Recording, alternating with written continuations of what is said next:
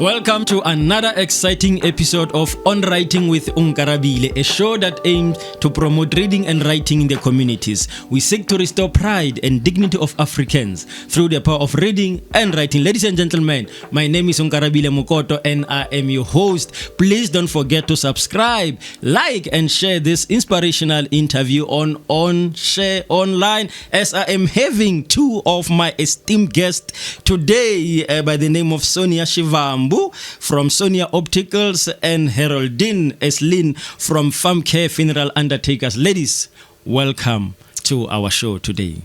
Thank you so much, Onkarabile, for welcoming us and inviting us. Thank you so much, Onkarabile. It's nice. Thank you for having us today. You are welcome. You are welcome. Today I'm talking about, is women empowerment in business. I'm talking about, people in business. But the show is about reading and writing. Is it important to talk about reading and writing in business? Let's start with you, Sonia. Yes, it is very crucial to talk about reading and writing in business because as a business person, we always work with contracts. We always sign contracts. So it's essential for us. I'm in eye care as well. For me personally, we cannot separate reading and writing and eye care.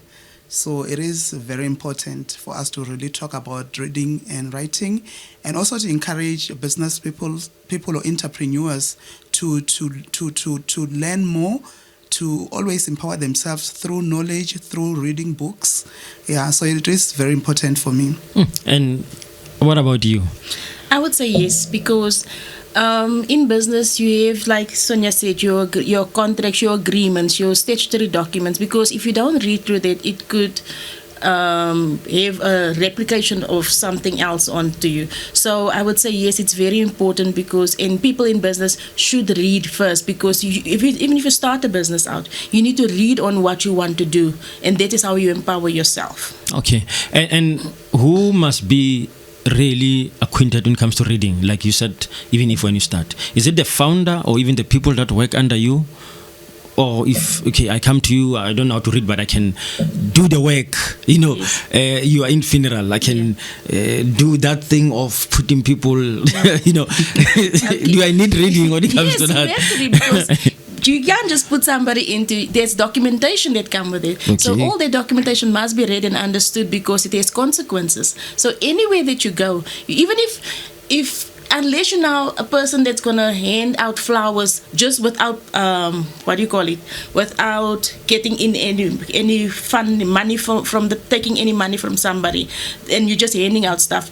Even though, so you need to understand, you need to know to read and count, read the money that you're receiving. You have to understand the writing on the receipt that you're going to buy your flowers from. So in any business that you start, you need to understand, you have to have reading and writing skills. Oh, that's great. Sonia. I think both. The founder will be the one who does the business plan, and that requires reading and writing. They do profiles. We do profiles as founders or as entrepreneurs. So it is very crucial that we really read. We have to read. We have to write the business plans. We need to write the proposals. So, and also for the staff, because in my practice, I'm in private practice, I'm an optometrist. When patients come in, they need to assist them to fill up the forms. So my workers as well need to read in order to be able to assist the patient effectively, and also explain the terms and conditions, because we always have those. Like, for instance, let's say maybe we say these glasses, we give you a guarantee for a year. So that involves reading. Yes. So everyone basically need to know how to read and write. No, that's a great one. So I want to know, do you guys, we're talking about people now who work under you, right? When you hire people, do you ask them if they can read and write, or you will see it on the way, maybe you will provide those skills on the way, or do you from the start you want them to have those basic skills of reading and writing? Yes, because that is one of the basic skills that someone should have when you have an encounter with them. In the funeral business, they is when they encounter, like Sonia said, with somebody, they need to fill in application forms. We work with insurance, so they have to read the policy to the guy, so the customer can understand what they are getting themselves into. So you need to the communication is very important. So reading and writing goes with communication. So you have to understand the people when you employ them. You need to. That is where you do your. Interview. You say that is what you check. So that is how you pick up if this person reads and writes and everything. And this is how you can pick up if this person the level of their intelligence as well, if I may say so. Okay. Before I go to Sonia, is it also apply when it comes to security? Because you also have security company, yes. right?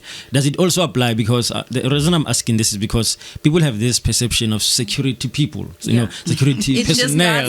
Yes, you just stand on the gate, allow the cars to come in and go out. Even them, they have to write in and they have to take your registration. So reading and writing, for them it's important because now they have to say, Sonia came in at 5:15 and Sonia left at 6:25. So all those things need to be noted down. So they need to, and when it comes to when something happens on the premises, they need to come in and they can say, but this is where Sonia signed and she wrote a name here. They need to understand that this is Sonia that wrote here. Yeah, so if Sonia can't come here, then she writes Haroldine here. Yeah, so you understand?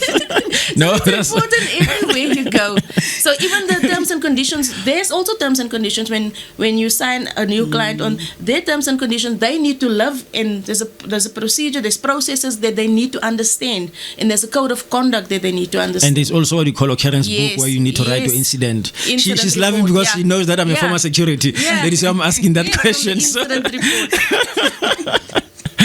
Sonia. Let me just be honest with me. When I started, I never did interviews. And I must say it does have its disadvantages and advantages. In most cases, I realized that because I didn't do interviews, I ended up hiring people without really checking. But I've been very fortunate enough, through God's grace, getting people that are more relevant and getting people that are teachable. Getting people that are like they are interested, like they want to know more about what I do, and like with them, the most important part was that most of them had grade 12, even though they didn't have any maybe formal education. Some are actually studying as we speak. I've encouraged them to say, you know what, you're not gonna be here forever. You need to empower yourself. You need to get the skills and get the certificate, get something. So beside them working for me, I also encourage them to empower themselves, to go back to school and acquire a degree or even a certificate. And so I would say it is still important for them. Besides, some of them, we hire them without certificates and so forth, but it's also important for us as entrepreneurs, as leaders, to empower them to go back to school because, look, I think the current unemployment rate in South Africa is about 33.5, if I'm not mistaken, and that is a very high unemployment rate. So we cannot really have young people that are not taking education serious. No, I like that because I was about to ask a question, but I think you have answered me already. So I'm just going to go to Haroldine, of saying, is there anything that you are doing, to bring that skills in the business? But you said you actually empower them, you encourage them to rather go back to school and, study further. And what about you? What do you do to actually encourage them?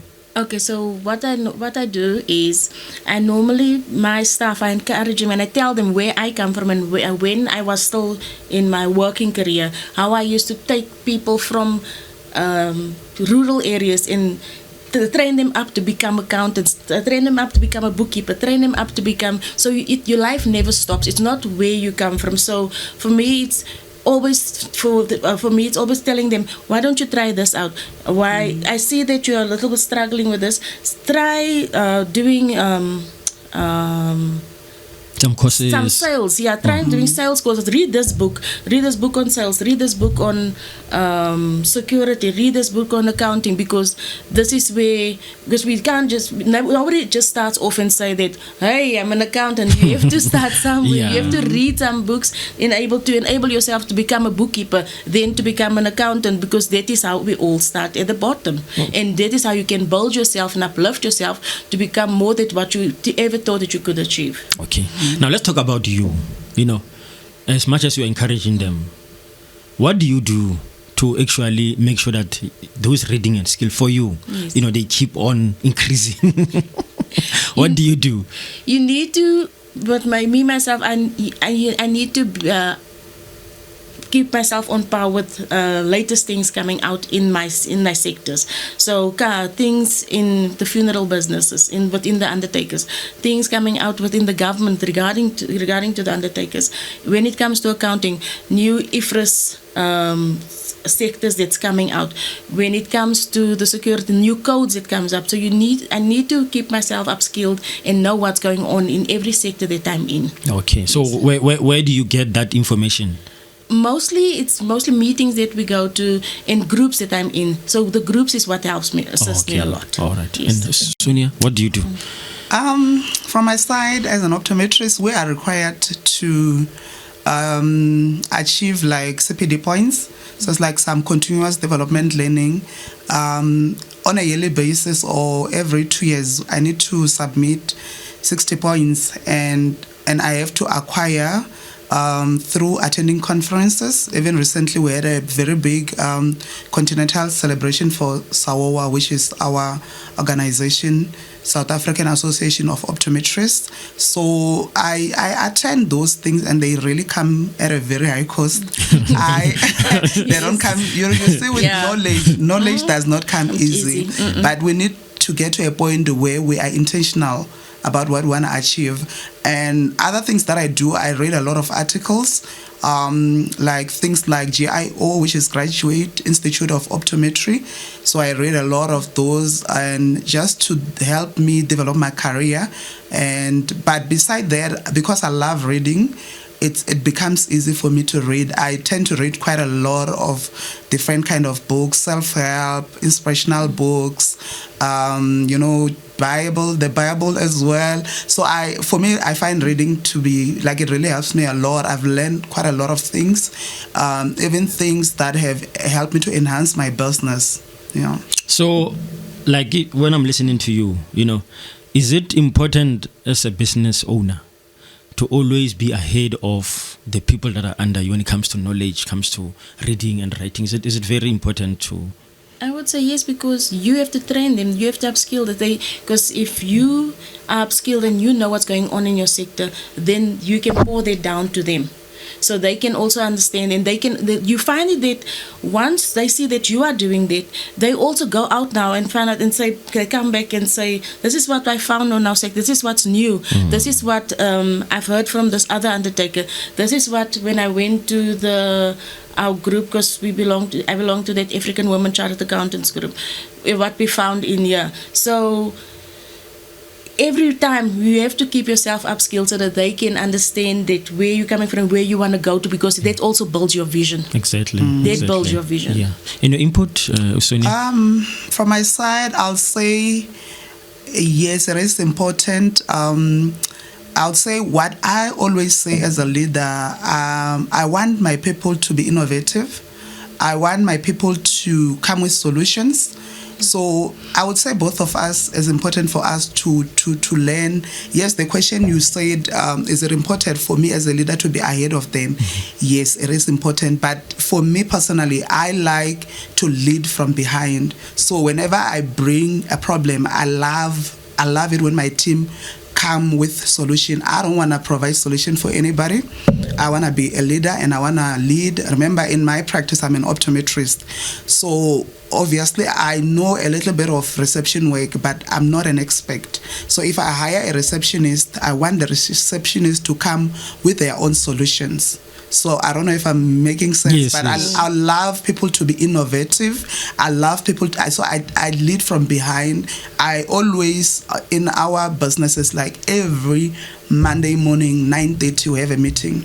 So in those meetings, that's when I actually ask them, what were your challenges for the previous week and what are the solutions? So I always ask about the challenges that they've experienced and what are your solutions. So I don't come with any solution for anyone.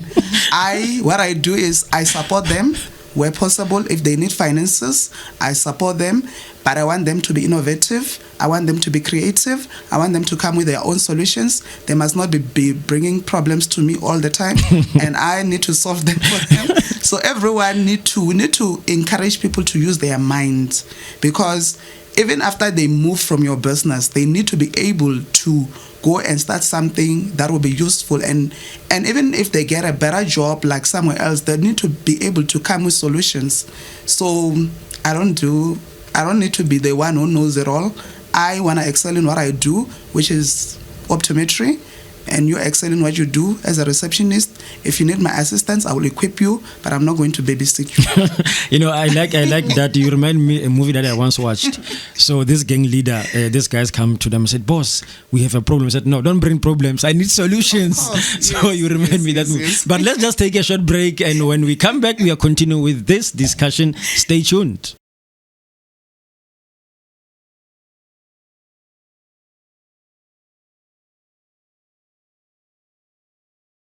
Welcome back to Onwriting with Onkarabile, a show that aims to promote reading and writing in the communities. We are still having our Sonia Shivambu and Haroldine Enslin, the women in business, and we are still talking about reading and writing in business.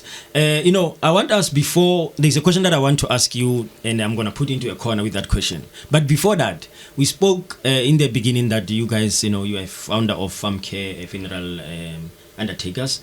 What do you guys do? Just briefly. Okay, so we are funeral undertakers and we do tombstones as well. So we do the full funeral service up to the gravesite, and we also do tombstones, and we also manufacture our own coffins as well. Oh, nice. Okay, and then we also have an accounting company, which is Funco Accounting and Tax.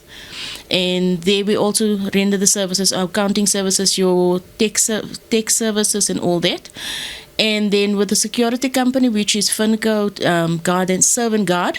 So there we do the whole from the guarding services and all that. Oh, okay, nice. Yeah. Before I go to Sonia, there is this question that there is one member of our church who had a funeral, yes, under business, and people did not understand. But how can a Christian have this kind of business? No, this is not godly. So, what is your view on that? I think it's business. It's still a job because somebody has to do it. Like I would say. You know what's their argument? They say, as a Christian, it's like you wish people to die, then you can have business. I always say somebody has to do it, and this has always been my dream. I always say, because I always used to speak about it with my grandmother, and I always used to say to her, one day when you pass on, you and my mother pass on, I will bury you guys, and I will have an undertaker, because that is my dream.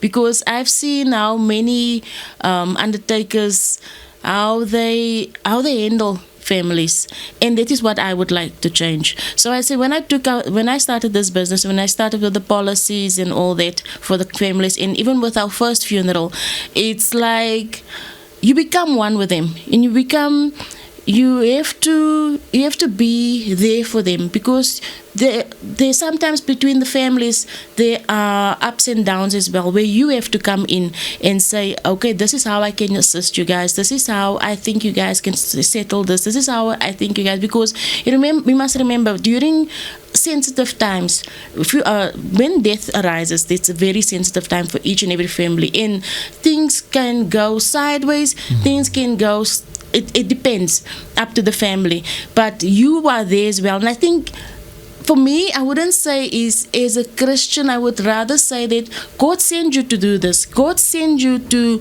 cover this people. God sent you to guide this people so that you can be in the correct space, and you must have to be in the correct mindset as well to assist and help these people through the grief that they are encountering. You know, I love what you said when you said someone has to do it. Yeah. Because at the end of the day, you know, it's a fact that you are going to pass on. Yes. Even them Christians, they're going to pass on. So someone else will have to do it. Yeah. So we cannot avoid We that. cannot. You know? That's something we cannot run away. Exactly. So from. I like that. See, Sonia, what do you do?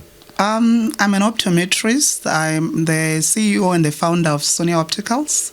And our vision is to become a leading eye care service in Africa. Our main focus, we teach people, we educate people, we go to communities, we teach people about eye care and how to take good care of their overall health.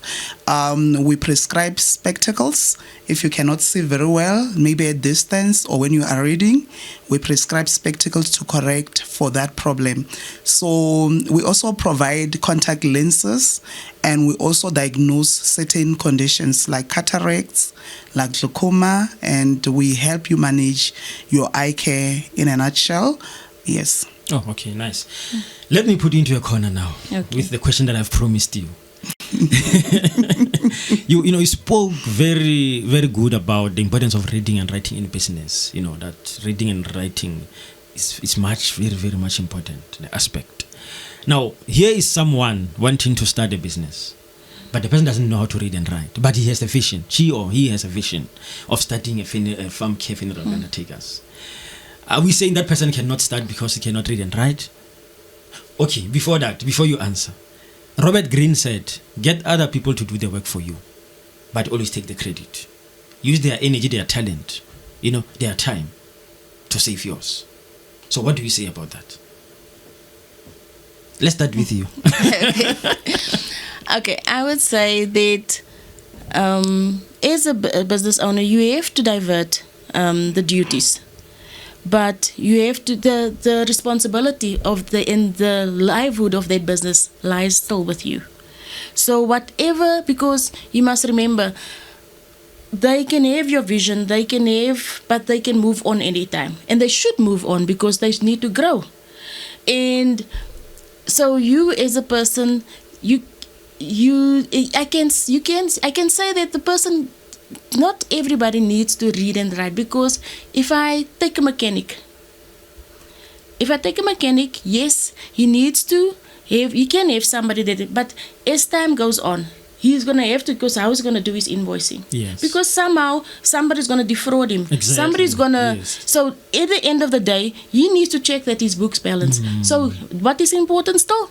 Reading and writing. So he needs to understand, even if it's a guy that work with his hands, even if it's a guy that's a carpenter, you still need to read. You need to be able to read and write, because you need to understand and get to the ground of your business. Otherwise, you will encounter a whole lot of losses during certain times and during certain issues, because you must remember, not everybody has good intentions. I like that. Not everybody has good intentions. Like that, yeah. So to cover yourself, you're not saying that everybody is out to get you. We're not saying that everybody has bad intentions towards your business, but the livelihood of your business still lies with you. I mean, and we have seen many businesses collapsing because of such people. Because when people see that you don't know something, they actually take advantage of it. Absolutely. And those who don't have good intention, of course.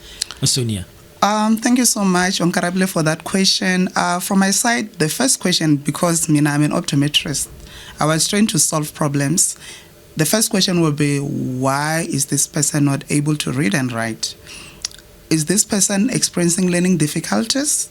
Is this person maybe this person cannot see at a distance? Or what was the cause? And then from there, I'll be able to assist further. But in my point of view, when creating businesses, it is important that we create systems. So I would love to agree with Robert Greene. I don't know if I got it right. To say you can get people to do things for you. But from my point of view is through creating systems. So for example, Clicks is a business, but we don't know who is the founder. But if you go even deep in rural areas, you will find a clicks. Or maybe let me drop it down. Like let's say ShopRite. ShopRite is almost all over because the owner of ShopRite created systems.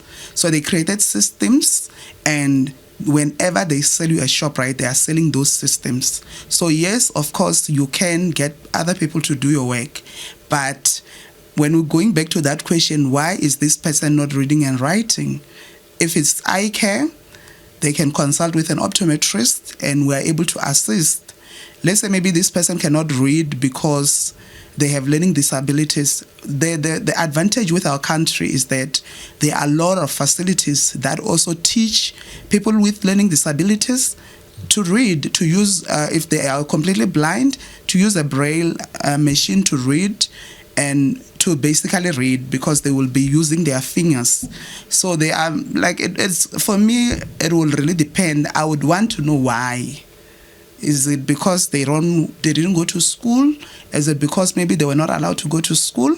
And then we can talk. So there must be a way of finding a solution so that the person can read and write. Is it what you are saying? Yeah, I'm saying there is a way. Even people that are disabled, people that don't really have the good vision, they can still have some sort of way. There are softwares that you see with how technology is evolving, that there are softwares that they use to actually listen. So if they cannot read and write, there are alternatives that they can do. They can listen, and they're able to even, if they have the language, they will be able to communicate back. If it's because they cannot see, they can use the braille to read actually, and then use the software to convert into writing. So there's a lot that one can do. Yeah, but we need to encourage our people to, if there is no barrier, we need to encourage even our young children, to learn how to read and to write. All right. No, thank you for that answer. Do you think more entrepreneurs take reading and writing seriously? Do you think, I heard you guys, the way you speak, but I'm asking, do you think your fellow colleagues in business, do you think they take reading and writing seriously? When you maybe look around, observe, what do you see? From my side, I'll say it really vary. I think people that are more involved or are concerned about their self-development, they do take reading and writing serious. Maybe they're not really reading about what they've learned. Maybe they have other interests now. Like myself, I love business. So in most cases, you may not find me reading about optometry books. And I don't really have any reason. But you'll find me reading Robin Sharma. You'll find me reading business books. You'll find me reading, like I say, the Bible. Yeah, so I'm always empowering myself with knowledge. So I wouldn't really know about my colleagues or other people, but I think if you take your personal development serious, reading comes natural then. Okay. With us in the funeral industry, it's a very competitive funeral industry because there's a lot of undertakers. And you need to keep yourself on par as to what is happening. So I would say the people in my industry, they do take it serious because they have to go. I need to know what Sonia's busy with and what she's gearing up. So like currently, FemCare sales, we're going to tell our customers, we give you 3,000 Rand cashback, we give you 3,000 Rand meat voucher, 3,000 Rand grocery voucher, and we give you a tombstone, and we give you catering. So now the other undertaker needs to upskill himself to understand, how did I get that right? Which insurer am I insured with? So this is how they're going to read up, they're going to see, they're going to find out which insurer, and they're going to read through the policy of that insurer. So I would think that in my industry that we are always keeping ourselves upskilled with the latest information within the sector. Okay, and which books can you Sonia, you spoke about your Robert Sharma and stuff. Which books can you encourage an entrepreneur to read? Earlier, I think you did mention, but maybe you can just elaborate, because you mentioned that you always encourage your employee that you must read security books and how But generally, which books can you encourage? Let's start with you. Which books can you encourage an entrepreneur to read? I have quite a lot of books. The first one is the Bible, because I feel like the Bible have all the solutions that we need for Africa. I love Robin Sharma. The book that I really enjoyed, it was The Leader with No Title. And that book for me has basically changed my life, because it has taught me that you don't need to have a title to become a leader. So, like, the people that clean at the church, they serve at the church and they clean. Those are the leaders, because some of them, they put their best in cleaning. So it doesn't really require you to be in leadership to become a leader. So like I said, I serve in church, I serve the community. In most cases, I'm serving from behind. You wouldn't even know that I'm an optometrist when I'm serving because of that book. That book has taught me leadership that I feel like it's great for every entrepreneur or any human. If you wanna enjoy life, if you can learn to lead in every position where God has placed you. You can be a teacher, you can be a nurse serving patients, you can be an accountant serving business people. If you can understand what is it to serve and lead without a title, it's the best book for me. No, I'm considering that book also. I would say all the books that for me, it's Tim Robbins books, because for me, it's empowering, it's motivating. It tells me what my next step in life should be. It teaches me about relationships. It teaches me about relationship with my worker, my staff, relationships with my family, relationship in my marriage, relationship wherever I go, how to keep that relationship separate from myself, from my being me, and how to motivate me as a person. Because remember, I can't go out and motivate somebody else if I'm not motivated. Yes. So I need to keep myself motivated at all times. So Tim Robbins' books, in his reading up on his his articles and all that, and how his live shows and webinars and all that. That for me is important. We're going to take our last break. When we come back, we're going to wrap up this wonderful conversation. We will be back shortly. Stay tuned. Welcome back to Onwriting with Onkarabile, a show that aims to promote reading and writing in the communities. We are still having our Sonia Shivambu and Haroldine Enslin, women in business, and we are talking about reading and writing. Ladies, we are wrapping up our conversation. I want to give you an opportunity to talk about the event. I understand that there is an event that is coming. Can you just please share with us when, where? Thank you so much, Onkarabile. I'm hosting an event this year on the 12th of October 2024. It will be a Saturday. The topic is building sustainable and profitable businesses. We're inviting all entrepreneurs, people that are aspiring to be in business, people that are struggling, that are in business, or people that are in business and they want to scale their businesses. So everyone is invited. It's not only for women, it's all for both women and male. The tickets, we're running a promotion now.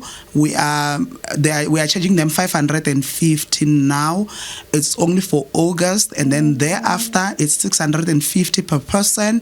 That will include the buffet.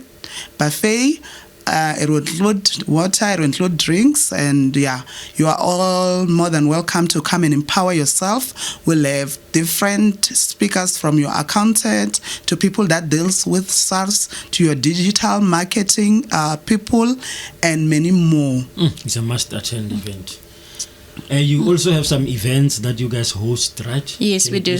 Okay, so we have the Women in Business, where we empower women. We collaborate with CSD, with the Treasury, and the IDF. So if there's a woman in business that's in the funeral industry, they can contact me as well. So because there's a lot of opportunities out there for even with the food industry and all that, for people that are in business. All right. Let's talk about, I want you now to, inspire our audiences, our viewers who are watching this show. Someone is there sitting down and saying, I want to be like Sis Sonia, I want to start a business. I don't know how to start. I don't know where, some I don't have money to start a business, but I have this vision, I have this desire to see myself as an entrepreneur. Your inspirational words for that person? I always say the best time to start is now. And the reason I'm saying that is that a lot of us have ideas, but we are unable to turn those ideas into businesses.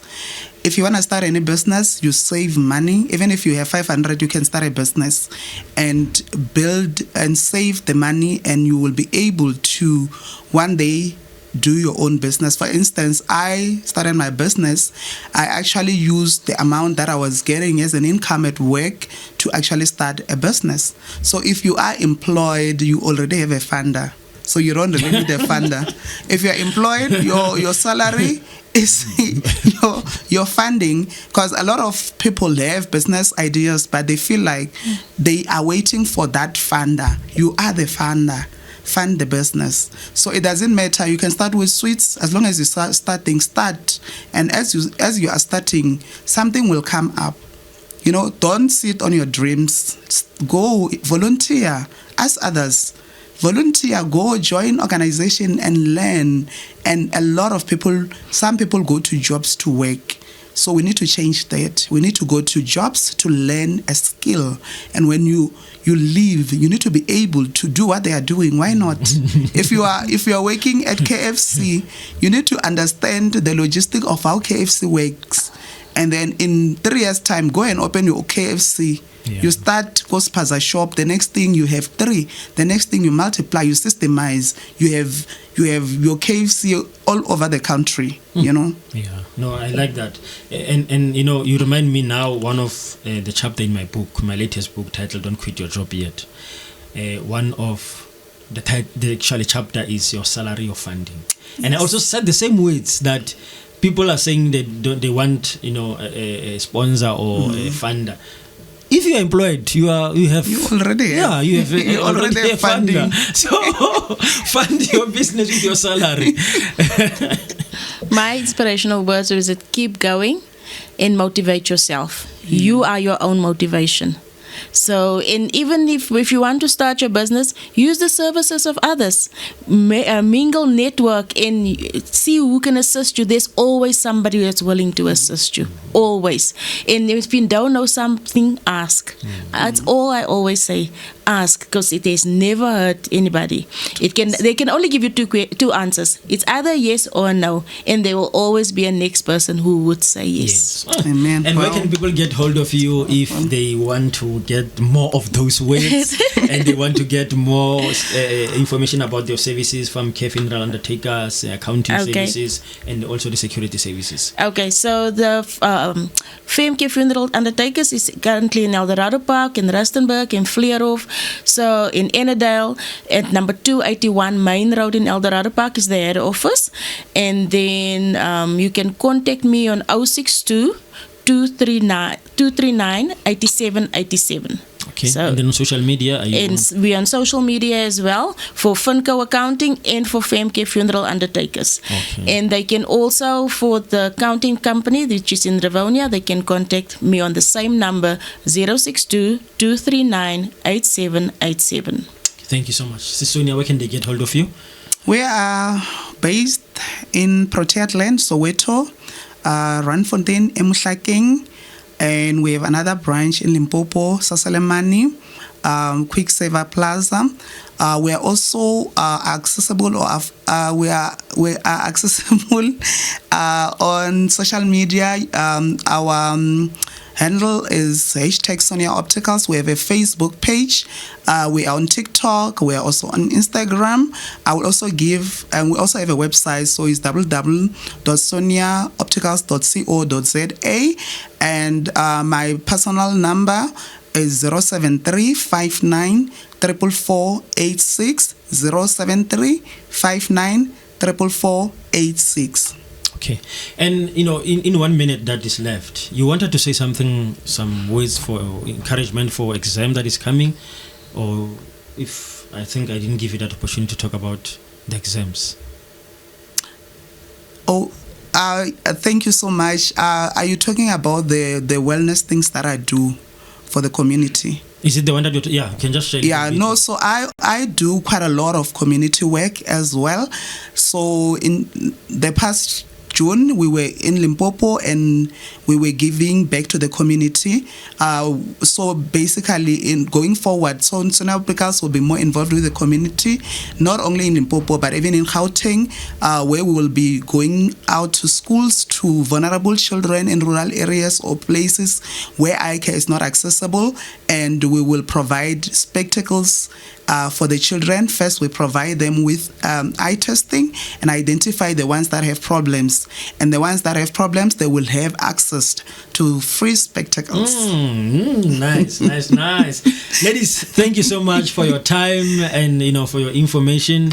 Thank you so much. I really appreciate it. I hope that next time when we need you, you will avail yourself, to come and share those inspirational words about reading and writing in business. And I believe that a lot of people are going to learn about the importance of reading and writing in business, the reading skills and the writing skills in business.